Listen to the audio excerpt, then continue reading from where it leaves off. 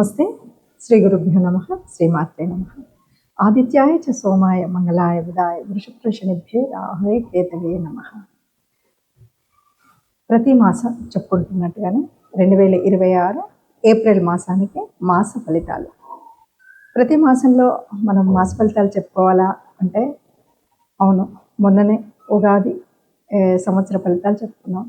అయినప్పటికీ కూడా గ్రహాలు కదులుతూనే ఉంటాయి. కదులుతున్న గ్రహాలతో పాటు మన రాశికి అనుగుణంగా మారుతున్న గ్రహాల ప్రభావం ఎంతో కొంత అలా మారుతూనే వస్తుంది. కాబట్టి ఆ మారుతున్న గ్రహాల యొక్క ఆ శక్తి ప్రభావం మన రాశి మీద పడ్డప్పుడు ఎలా ఉంటుంది అన్నది తెలుసుకోవడం కోసం చేసే ప్రయత్నమే ఈ మనం చెప్పుకునేటువంటి మాస ఫలితాలు అవ్వచ్చు, పక్ష ఫలితాలు అవ్వచ్చు.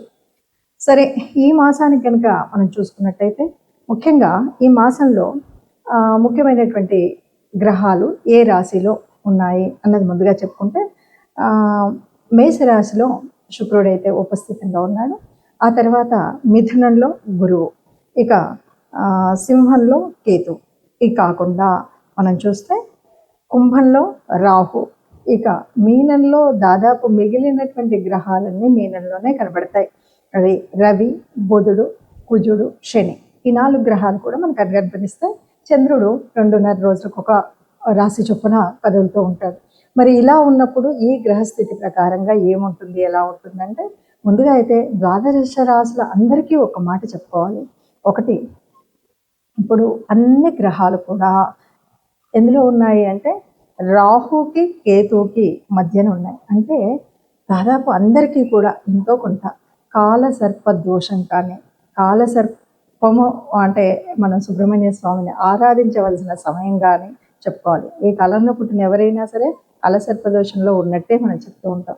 దానికి అధిదేవత అయినటువంటి సుబ్రహ్మణ్య స్వామిని ఆరాధించడం అనేటువంటిది ముఖ్యమైనదిగా చెప్తాం. మరి ఇప్పుడు ఏప్రిల్ మాసం నుండి కొంతకాలం వరకు ఈ కాలసర్ప దోషంలో అందరూ దాదాపు అన్ని రాశుల వారు ఆ కాలసర్ప దోషంలో ఉన్నట్టే లెక్క. కాబట్టి వీలైనంత వరకు ఒక ముందు జాగ్రత్తగా వీలైనంత వరకు ఎక్కడైనా సరే సుబ్రహ్మణ్య స్వామి ఆరాధన, సుబ్రహ్మణ్య స్వామి దేవాలయాలను దర్శించడం, అర్చించడం అనేటువంటిది ముఖ్యమైన కార్యంగా చేసుకుంటూ, మరి ఈ మాసం 2026 ఏప్రిల్ మాసానికి అసలు ఈ మాస ఫలితాలు ఎలా ఉన్నాయో తెలుసుకుందాం. ముందుగా మేషరాశిని కనుక మనం చూసినట్టయితే లగ్నంలో శుక్రుడు ఉన్నాడు. అలాగే శుక్రుడు లగ్నంలో ఉన్నప్పుడు ఎలా ఉంటుంది అంటే మేషరాశి లక్షణాలే కొంచెం దూకుడు స్వభావము, కొంచెం స్పీడ్ ఎక్కువగా ఉండడం అలా ఉంటుంది కదా. సరే, ఇక 3లో గురువు ఉన్నాడు, తర్వాత 5లో కేతువు, 11లో రాహు, 12లో రవి, బుధ, కుజ, శనులు ఉన్నారు. మరి ఇలా ఉన్నప్పుడు రాశి యొక్క ఫలితాలు ఎలా ఉంటాయి మరి మాసానికి అని కనుక మనం చూసినట్టయితే, ముఖ్యంగా ఒక రకంగా చెప్పాలంటే శుక్రుడు ఒక్కడే బలవంతుడు. అలా ఇక్కడ మనకు కనబడేటువంటిది అలసట ఎక్కువ కనిపిస్తుంటుంది. ఎక్కువగా ఏ పని చేసినా కూడా అలసిపోయినట్టు, చేసిన పని చేసినట్టుగా కొద్దిగా అనిపిస్తుంది. వృత్తి, ఉద్యోగ, వ్యాపారాలలో కొన్ని తప్పులైతే జరుగుతాయి. అవి కూడా దాదాపుగా స్వయంకృతాపరాధాలే ఎక్కువగా కనిపిస్తాయి. అవి మనం చేయాల్సిన మన జాగ్రత్త ఏంటంటే అవి ఏవి ఏర్పడకుండా మనం జాగ్రత్తగా పాటించాలి.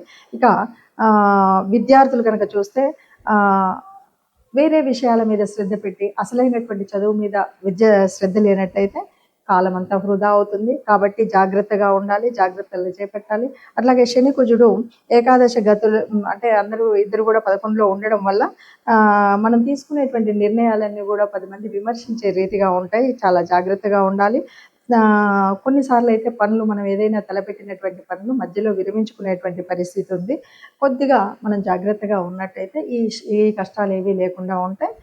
ఈ మాసంలో ఏది ఏమన్నా సరే మేషరాశి వారు కాస్త జాగ్రత్తగా ఉండడమే మంచిది అని చెప్పచ్చు. మనం రాశి ఫలితాలు అయితే చెప్పుకున్నాం.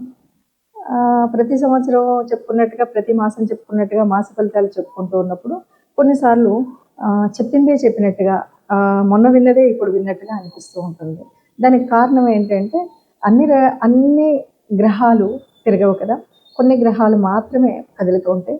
ఆ గ్రహాలు వాటి యొక్క భావం అనేటువంటిది, ప్రభావం అనేది అన్నింటి మీద ఒకలా ఉండదు. ఇంకొకటి ఏంటంటే దాదాపుగా మనకు ఈ కనిపిస్తున్నటువంటి ఈ తిరుగుతున్నటువంటి సమయంలో కనిపించేటువంటి గ్రహాల స్థితి ఒకవైపు ఉంటే, జన్మ జాతకంలో ఉన్నటువంటి మన కుండల్ని బట్టి ఉండేటువంటి గ్రహాల స్థితి వేరుగా ఉంటుంది. అలాంటప్పుడు అంతేకాదు దశ, అంతర్దశ నడుస్తున్నటువంటి సమయం, అదే కాదు మనకు మన రాశిలో ఉన్నటువంటి ఏ ఏ యోగించే గ్రహాలు ఉన్నాయి, ఏవి లేవు, వీటన్నింటిని బట్టి ఆధారంగా ఉంటుంది. కాబట్టి మనకు ఒక్కొక్కసారి కొన్ని ఫలితాలు నిజం 100% అలాగే ఉంది అనిపించవచ్చు, కొన్నిసార్లు అంతగా కలవట్లేదు అని అనిపించవచ్చు. వీటన్నింటికి మనకు ప్రత్యేకంగా కావాలి అన్నప్పుడు మాత్రం ప్రత్యేకంగా జన్మకుండలి ద్వారా మనం తెలుసుకోవడం అనేటువంటిది ఉత్తమమైనటువంటి పద్ధతి. అయితే సహజంగా మామూలుగా మనం ఏప్రిల్ మాసానికి ఏదో చిన్న చిన్న పనులు చేసుకోవచ్చు అన్నప్పుడు దీన్ని చూసుకుంటే గోచార రీత్యా ఎలా ఉందో తెలుసుకుంటే సరిపోతుంది. ఇక మరి ఇలా తెలుసుకున్నా, ఏం చేసినా, ఏదైనా సరే దేవతా అనుగ్రహం ఉండాలి. అలాగే గ్రహాల యొక్క అనుకూలత లేనప్పుడు ఆ గ్రహాలు మనకు అనుకూలించే విధంగా గ్రహాల యొక్క ప్రార్థన కూడా ఉండాలి. మరి అలాగా మనకి ఇప్పుడు ఏ దేవత ఆరాధన ముఖ్యంగా ఉంటుంది అంటే, చైత్రమాసము వైశాఖ మాసం వరకు కూడా మనము ముఖ్యంగా రాముణ్ణి, హనుమంతుడిని అంటే విష్ణు సంబంధిత దేవతల్ని కొలవడం అనేటువంటి ఒక పద్ధతి. ముఖ్యంగా మనకి ఈ ఏప్రిల్ మాసము అంటే మనకు వచ్చేటువంటిది ఎలా ఉంటుందంటే, చైత్ర వైశాఖాల కలిమిడిగా ఉంటుంది. కాబట్టి మనము ఆ దేవదేవుడు ఓ అవతారమూర్తి రాముడు ధర్మస్వరూపుడు కాబట్టి రామావతారాన్ని. ఇంకొక విషయం ఏంటంటే, మనం చైత్రమాసం అంతా కూడా రామోత్సవాలు చేసుకుంటాం. వైశాఖం వచ్చేసరికి సీతానవమి చేసుకుంటాం. అంటే ఈ రెండి మధ్యలో ఉన్నటువంటి ఆ ప్రకృతి పరమాత్మ తత్వాన్ని మనం పూజ చేస్తాం. కాబట్టి ఆది పురుషుల్లాగా మనకు మార్గదర్శనం చేసినటువంటి ఆ శ్రీరామచంద్రుడు యొక్క ఆరాధన, లేకపోతే ఆ శ్రీరామచంద్రుడు గుణగణాలని తెలుసుకుంటూ మనం ఆచరించేటువంటి ప్రయత్నం చేసినట్లయితే సకల విజయాలు కలుగుతాయని చెప్పొచ్చు. సరే, ఏదేమన్నా మనకి కొంతగా మనం చెప్పుకున్నటువంటి రాహు కేతుల మధ్యలో ఉంది కాబట్టి దీనివల్ల పొందేటువంటి దుష్ఫలితాలు ఉండకూడదు. కాబట్టి అలాగే సుబ్రహ్మణ్య స్వామి ఆరాధన కూడా చేయడం మంచిది. ఇవన్నీ కాదండి, సుబ్రహ్మణ్య స్వామి, ఇటు రాముడు, ఇవన్నీ మళ్ళీ ఇష్టదేవత, ఇన్ని రకాలు అంటారు. కాబట్టి అని అంటే కనుక హాయిగా వారం వారం నవగ్రహ మండపానికి వెళితే ఏ రకమైనటువంటి కష్టం లేకుండా హాయిగా ఉంటాం. అన్నిటికీ మించి సర్వదేవతా నిలయమైనటువంటి గోమాత ఉంటుంది. కాబట్టి గోగ్రాసం ఇవ్వడం లాంటివి, లేకపోతే బీద దిక్కి ఉన్నప్పుడు దానం చేయడం అనేటువంటి వాటిల్లో ఏది మనకు వీలు అనిపిస్తే, ఏది సులువు అనిపిస్తే దాన్ని పద్ధతిని పాటించినట్టయితే ఎంత గ్రహాల యొక్క కలయిక కానీ, గ్రహాల యొక్క తీరు ఎలా ఉన్నా మనకి ఏ ఇబ్బంది కలగకుండా హాయిగా శుభంగా మనం బయటకు రాగలిగేటువంటి పరిస్థితి ఉంటుంది.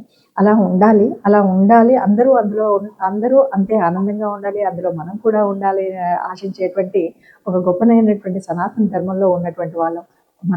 మనం మాత్రమే చూసుకునేటువంటి ఈ జ్యోతిష్యము, జాతకము అనేటువంటి దీంట్లో ఇది చక్కని ఒక వైజ్ఞానిక శాస్త్రం. దీంట్లో అనేక రకాలైన రుజువు సాక్ష్యాలతో నిరూపించబడినటువంటి శాస్త్రం. కాబట్టి ఇందులో తప్పనిసరిగా మనం కనుక అనుకున్నది అనుకున్నట్టుగా నిజంగా మన తిథి వార నక్షత్రాలు సరిగ్గా ఉన్నాయి అని చూసుకున్నప్పుడు తప్పనిసరిగా మనకు మార్గదర్శనం చేసేటువంటి శాస్త్రం ఇది. కనుక ఇప్పుడు మనం చూసుకున్నటువంటి దాంట్లో సంతృప్తి కనుక చెందకపోతే తప్పనిసరిగా మీరు మీ జన్మ జాతకాన్ని ఎవరైనా నిపుణులైనటువంటి పండితుల చేత లేదా జ్యోతిష నిపుణుల చేత చూయించుకుని మీ యొక్క ఈ సంవత్సర కాలానికి అనువుగా ఉండే రకంగా మీరు మార్గదర్శనం చేయించుకోవచ్చు.